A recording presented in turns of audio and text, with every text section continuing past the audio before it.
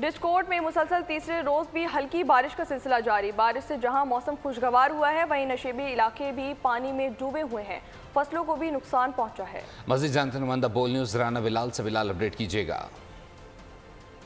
हाँ जी बिल्कुल, डिस्कोट और इसके गिरदनवा के मौसम की बात की जाए तो 3 दिन से जारी वक्फे वक्त से हल्की और तेज़ बारिश का सिलसिला जारी है जिससे मौसम इंतहाई खुशगवार हो चुका है। दर्जा हरारत 42 से 20 हो चुका है। ताहम इसके साथ साथ अगर बारिश के असरात की बात की जाए तो नशेबी इलाके पानी से भर चुके हैं, जिनसे ताफुन उठने लगा है। और दूसरी तरफ TMA का अमला हाथ धरे बैठा है और उनकी तरफ से निकासी आपका कोई काम नहीं किया जा रहा, जिसकी वजह से शहरी सरापा एहतियाज भी दिखाई देते हैं। दूसरी तरफ फसलों को तेज़ आंधी और बारिश ने शदीद नुकसान पहुँचाया है।